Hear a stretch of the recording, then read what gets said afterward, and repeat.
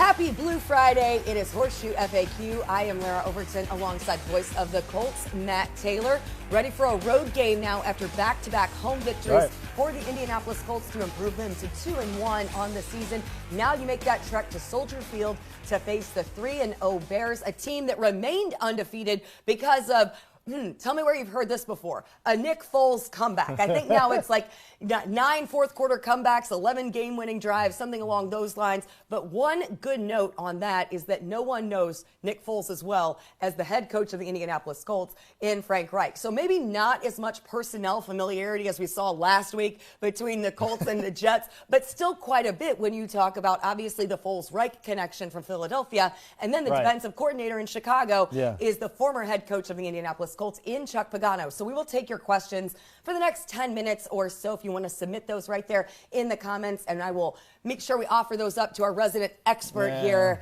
in Matt Taylor, as he now has all that research done. I mean, look at that binder. That's like a fraction of the work he puts in prep for Sunday's game. You got binder. You got the binder. Patented binder. I love it. It's like back to school all over again. It's like the, what do they call that? The Trapper Keeper. Remember those? Yes. Oh, I loved a good Trapper Keeper. If I didn't have the my old Trapper Lisa Keeper. Frank, like that was like all the old, that had the Lisa yeah. Frank binders. What did you have? I just collected all the folders. Like I had a yeah. folder from every team, and so every year I would like try to get like every baseball team or every basketball team. So. Wait, you're saying you were meticulously organized even then as like an elementary school kid? As a 10-year-old? Why does Shocker. that does not surprise me whatsoever. Love how you make fun of me to my face. That's fine. That's fine. It's where we are. It's why we work so well, though. I appreciate that. Jeepers, cats. This is going off the rails early. Jeepers, cats here. All right, what are we doing, Larra? We're talking about binders and back-to-school supplies. Isn't that what this segment's for? All right, now let's get down to business, because this is truly going to be one of the best tests we've seen for the Colts in week 4 of the season. Yeah. A highlight of the Bears is their defense. What type of challenge does this pose for the Indianapolis Colts offense? One that these past 2 weeks has really looked like they're really starting to come into form. Yeah, the Bears defensively, they're pretty darn good. As you said, they're led by Chuck Pagano. Ironically, the last time the Colts played in Chicago in 2012, Chuck Pagano was making his first, his debut as a head coach, first day as the head coach of the Colts. And then fast forward 8 years later, the next time the Colts come back, he's on the other sideline trying to slow down the Colts offense. So just a bit of irony there. But yes, the Bears defense is very, very good. They're very opportunistic, and they play really good situational football as well. One of the things that stands out about this game is the Colts on offense. They've been so good. Phillip Rivers, quick timing, the high completion rate. He's 78% completion percentage. That's number 1 in the NFL. So he's doing a good job of being decisive with the football, knowing where to go, and then getting it right on the money to his backs and receivers and tight ends. But the Bears, one of the things they're so good at is not necessarily getting the sacks and the quarterback hits, but just what they qualify as pressures, right? They just get in the face of quarterbacks, and that's kind of gone hand in hand with their low completion rate allowed. They're number 1 in in quarterback opposition passer rating, which is right around 55%. So very, very low in contrast to what the Colts have been putting out so far. Plus, they've got game records on the outside. They're outside linebackers. They run a 3-4. So you've got Khalil Mack, who's one of the best, pass rushers in the game. They got Robert Quinn. They got Akeem Hicks up front as a defensive end spot. So they're very, very good, and their front seven's very formidable. Great inside backers, and Danny Trevathan, Roquan Smith, plus guys in the back end that are very, very good at covering, like Eddie Jackson at safety, Kyle Fuller at corner. Both guys are Pro Bowlers from last season. So the Bears on defense are legit. And I think, they don't do anything particularly well. It's not like they take the ball away. It's not like they're holding down teams at just like 200 yards per game. But again, what they're very, very good at is situational football. Second on third down, third in the red zone. Again, that's going hand in hand with their low scoring output that they're giving up each Sunday. Couple of questions coming in now on the Colts tight ends, and timely considering that last week Phillip Rivers threw that 400th career passing touchdown to Mo Alley Cox. And, we've seen him really, 6th quarterback now in NFL history to reach that mark, alongside some pretty elite numbers, kind of furthering just securing his march up the record books and what he's capable of doing. So a lot of people are wondering what this means for Trey Burton, if he will be available. That's questions coming in. We have both from, we have Lance asking about Trey Burton and Josh asking about Trey Burton. What do you think the outlook is if he is available? Is he available for Sunday? Well, he's trending in the right direction, right? I mean, he's practiced every day this week, and we'll see what his status is later on today when we hear from Frank Reich regarding the injury report. The Colts have yet to practice on this Friday, but so far so good. And he's a guy that, strained his calf big time at the end of training camp in that, scrimmage at Lucas Oil Stadium towards the end of camp. And, he's a guy that has admitted in the past, hey, maybe I came back from an injury a little bit sooner than I maybe should have. The caveat, though, for this week is, obviously, you can come back from IR after 3 games, which is a new rule here in 2020 with the IR rules because you want guys back quicker because of the COVID circumstances. But it's his former team, right? And so I think there's a little bit of chip on his shoulder to play against the Bears. But obviously he has to be mindful. The Colts have to be mindful to do the best for the player. And the Colts have 21 days to figure out what they're going to do with Trey and Sheldon Day, for that matter, once they do come off IR. They have to activate him to the active roster, or he'll revert to IR for the remainder of the season. So it's going to be interesting because, it's a good problem to have once Trey Burton is back healthy, because Jack Doyle played last week, and we already know what Mo Alley-Cox has done. Jeepers. I mean, gosh, you're talking about 8 catches in the last 2 games, 160 yards, the 45-yard catch and run last Sunday. He's looked very, very good. And, Frank Reich and Chris Ballard, they've talked about it the last couple of years. We've just been waiting for Mo to break out, and now this has been his opportunity. So good on him to capitalize on this chance. So, the Colts have a really good trio of tight ends when healthy, and we'll see if that starts coming up on Sunday. Well, and speaking of return from injury, a lot of questions this week on Rock Ya-Sin. He was back to practice. So Jay is asking, now the Colts secondary is clicking well, where do you think Ya-Sin will land? Because last week you had 2 interceptions. 2 of those were pick sixes by Xavier Rhodes and TJ Carey. It's the same kind of problem, right? I mean, the Colts, they got to figure out where to play Rock Ya-Sin now, and that's good on TJ Carey, because I thought, at least for me going into the season, TJ Carey might be a depth guy, a rotational guy, especially at the slot, the nickel corner. I mean, we saw the Colts kind of fall off a cliff last year when Kenny Moore went down towards the end of the season. They just didn't have any able bodies to replace Kenny at that nickel spot, and that's why TJ Carey was kind of brought over, played over 350 snaps per season in his career at that nickel corner spot. So, in a pinch, he's had to slide outside, play out on the perimeter, and he's played well and then some. As you said, 2 picks back-to-back weeks, a pick 6 last Sunday against the Jets, and it's really done a nice job of shutting down some good receivers. Now, I think what it does, it allows the Colts to play more situational, play the matchups, right?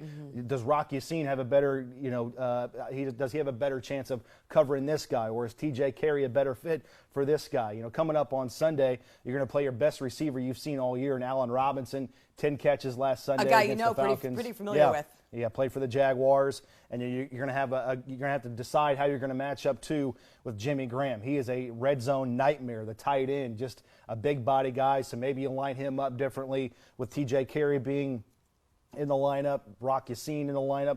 We'll see how the Colts decide to play it, because they have good options now. TJ Carey is also our guest on this week's Colts 360, so we can look for a great conversation with him. We covered just tons of bases. He's so fascinating and so fun to learn about. A couple of questions now on the Colts offense. One of those from Joshua. He says, do you think the Colts and Jonathan Taylor can maintain their elite run game against a stout rush defense and the linebacker core of the Bears? You kind of mentioned, the pressure that they put on early on offenses. Yeah, I think they can. I think at least they'll need to an extent, to keep the Bears honest, to keep them on their toes.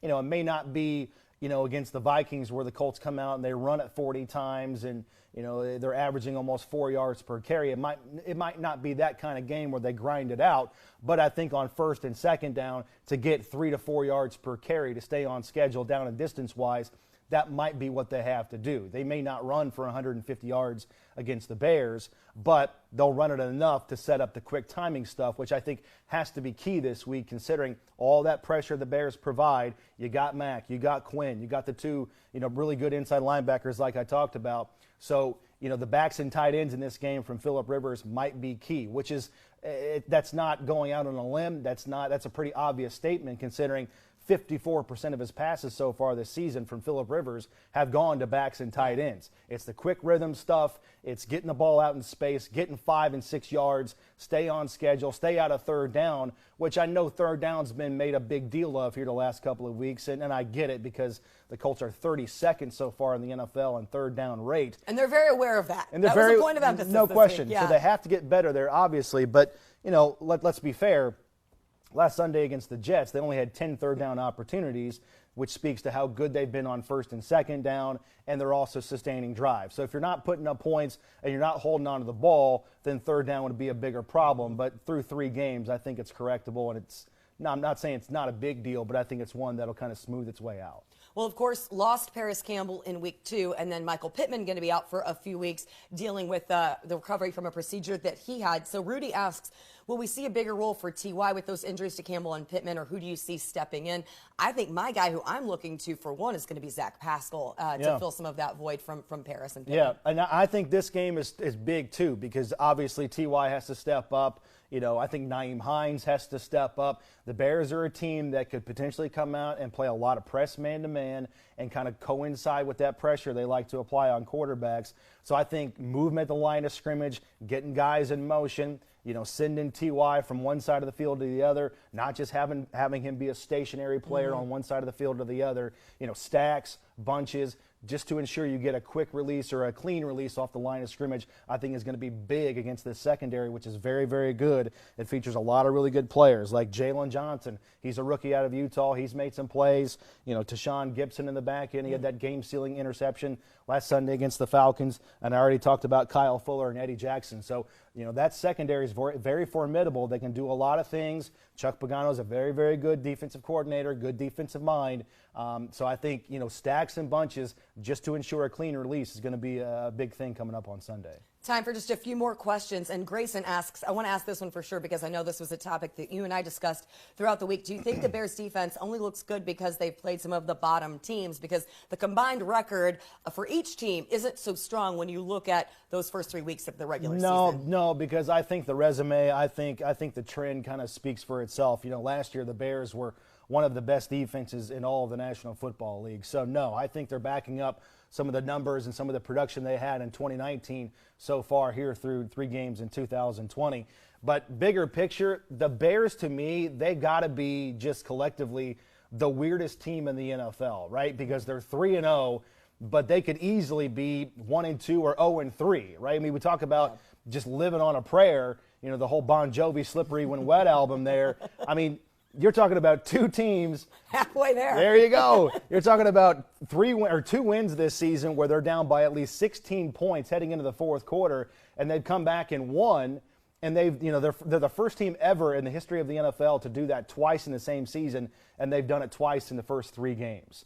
So, I mean, really, if you go back and watch the Falcons game, they did it in 7 minutes, not just the fourth quarter, but 7 minutes. And, Nick Foles is living right, man. I tell you what, he came in and threw some very, very gutsy throws and completed it to Anthony Miller late in the game to go on top. So they're a very, very interesting team. I call this the legit bowl because both teams are trying to prove they're legit because the Colts opponents are 1-8, the Bears opponents are 1-8. So we're going to find out who's for real. One of the things I joked with Coach Reich about this week was I said, is there a league that is there a lead that is insurmountable for Nick Foles, or is it just better to play him from behind? Let him get out early and come back on him and flip the script. Is that the way? Or is it better to have Nick Foles come off the bench rather than be a starter? That's true. Honestly, that's kind of what you saw last year when he was in Jacksonville. No doubt, he's 0-4 last year as a starter, but when he comes in off the bench, he wins Super Bowls, right? Yeah. I mean, he just makes plays.